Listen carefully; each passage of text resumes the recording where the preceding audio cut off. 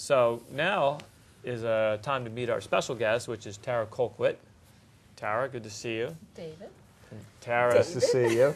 two Davids. Welcome. It's easy. That's you. right. So when you say, David, I have a question, That's we'll, right. we'll We'll both answer. answer. Yeah. Right, like you just spoke together, yes. And you are the credit woman. I'm the credit woman. And so credit is an incredibly important thing, and a lot of people do make mistakes with handling their credit, and there's a lot of ins and outs about that people will bump into as they go along. But let me ask you, why isn't credit important, and how does it affect you? Well, credit nowadays affects everything from, employment. I was reading something recently about Obamacare, that's going to be part of the process too. Wow. It's not all the way written. They don't say your credit report, they just say reporting agencies.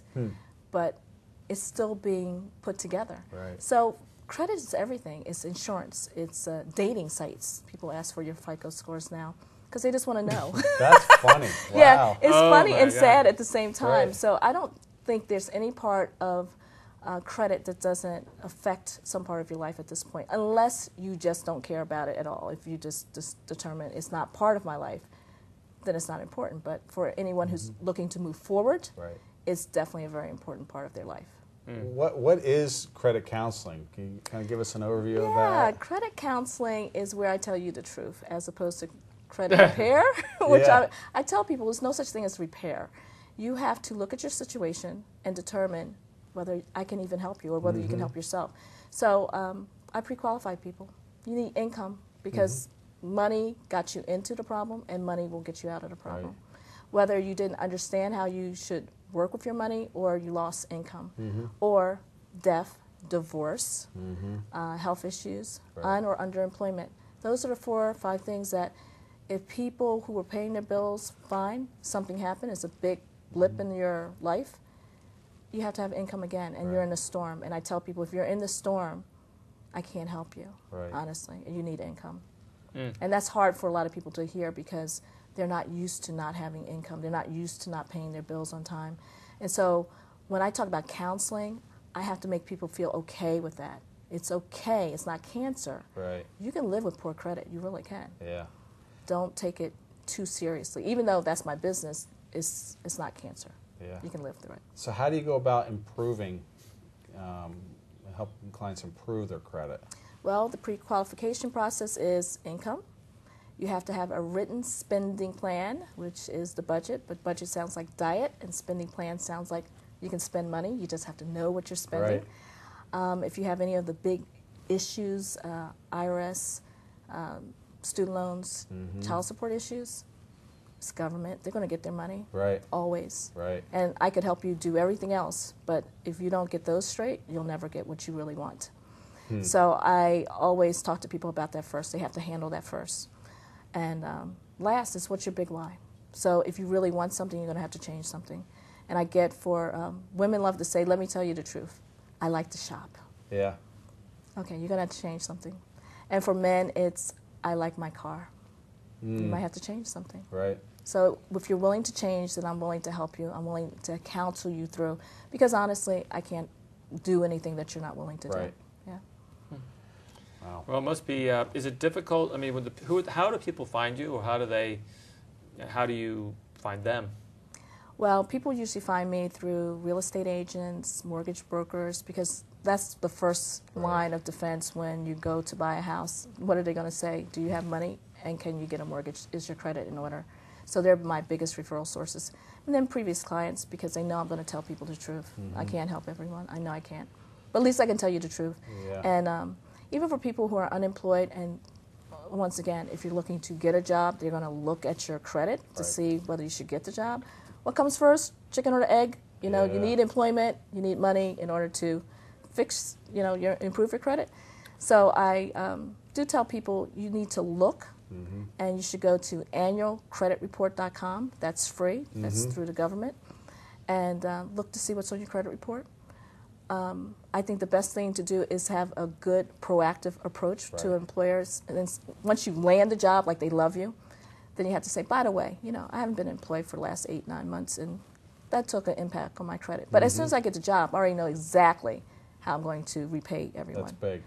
You got to talk to human beings. Right. Hopefully, it's a human being.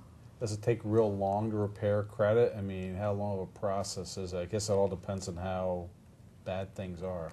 And how much money you have. I always liken it to, everyone understands this. How long does it take you to lose weight?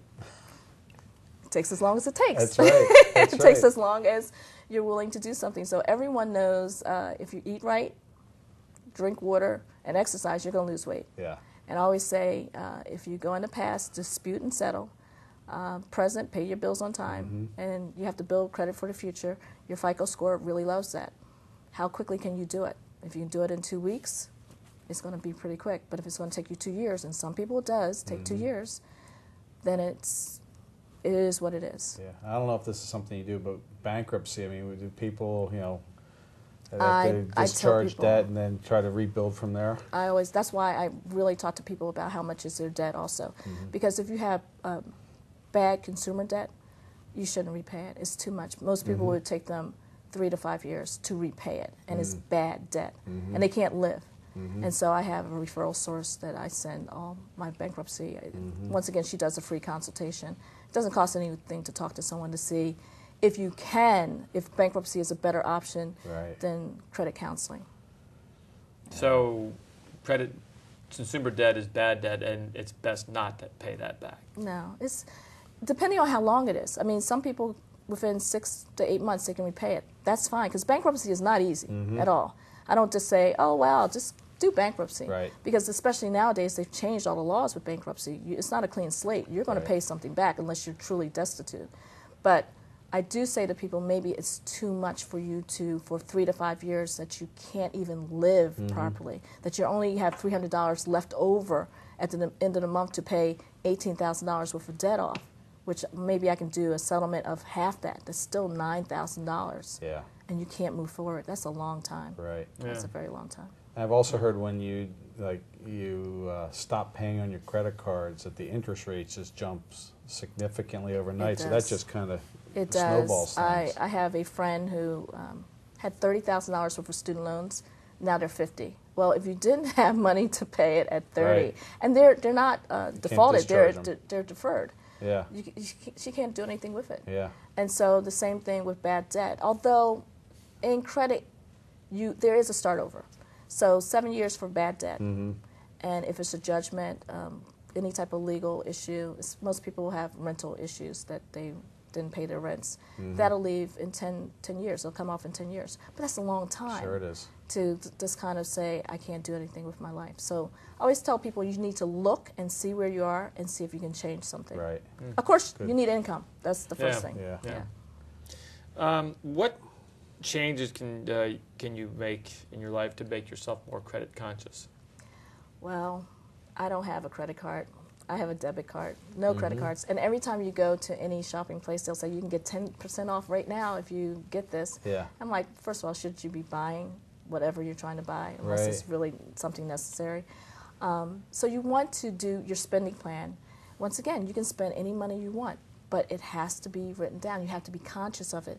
You don't need to use a credit card. A credit card should really be for emergencies now, and people are running into emergencies. You know, you have a job, you're laid off from a job.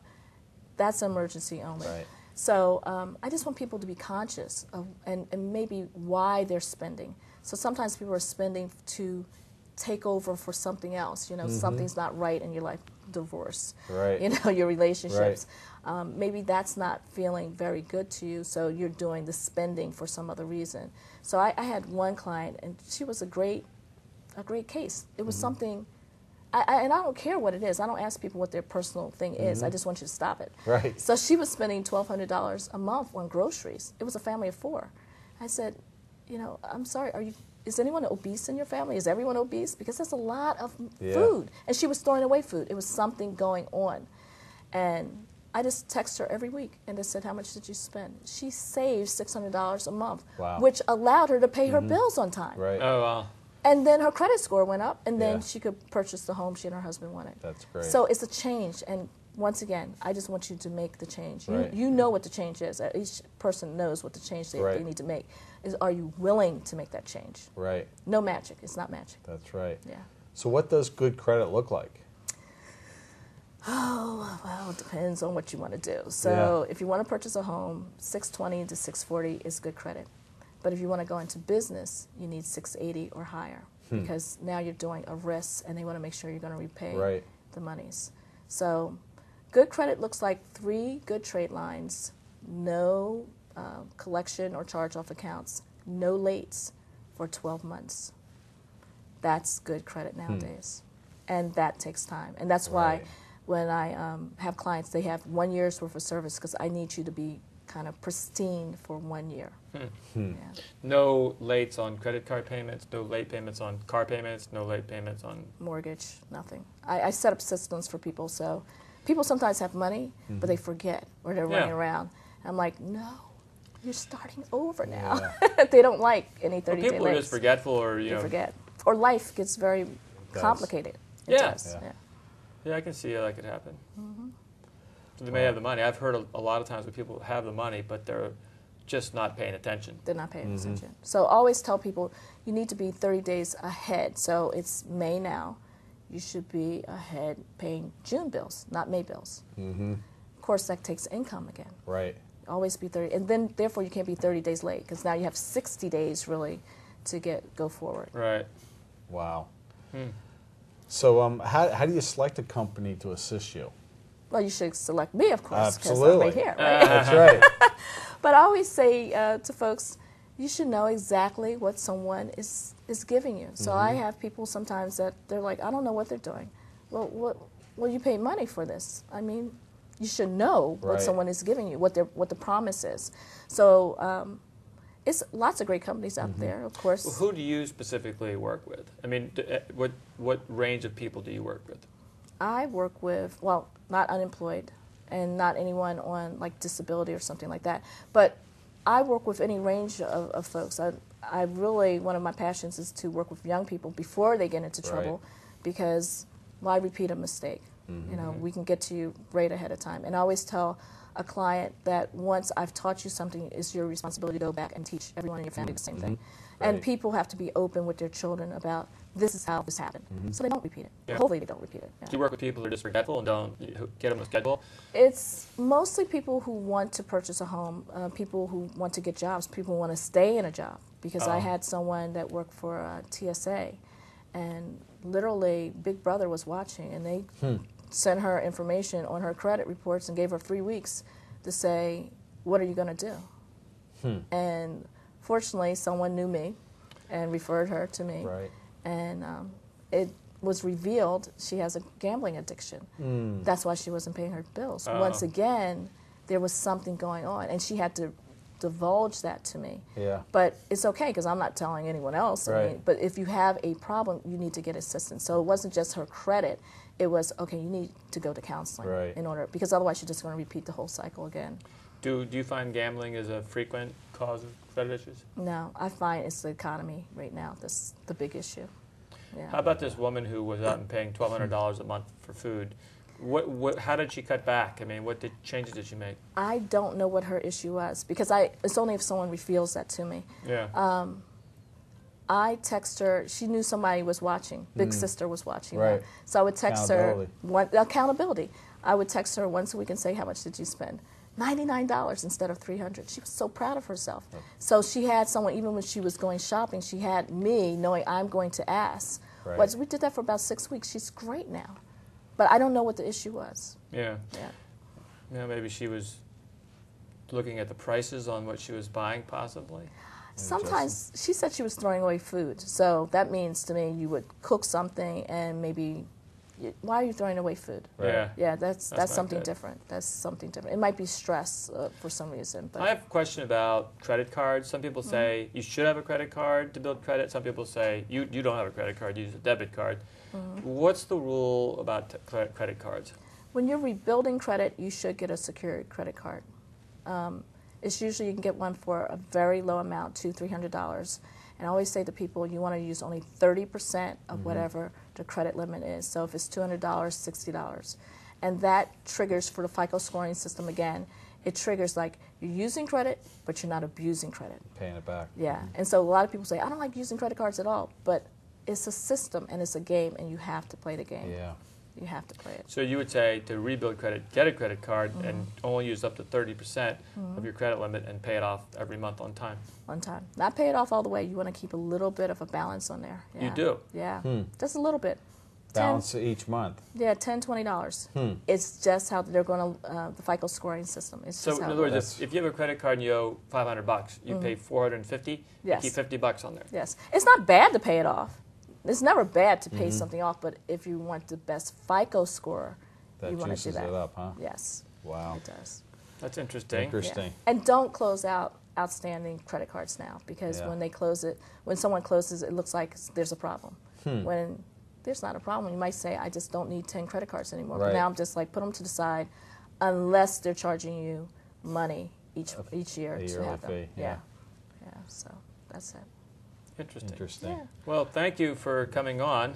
Thank you. It's been a Very pleasure. interesting topic. I'm sure it's with the economy, it's been very busy. It's busy, but like I said, I try to tell people the truth. Sometimes they're just not ready yet. Yeah. Well, thank you. Thank you. Thank you for watching Money Matters. Next week, our guest is going to be Thomas Gaggerty. He is with the Citadel Credit Union. So, thanks for watching Money Matters. Have a pleasant rest of the day.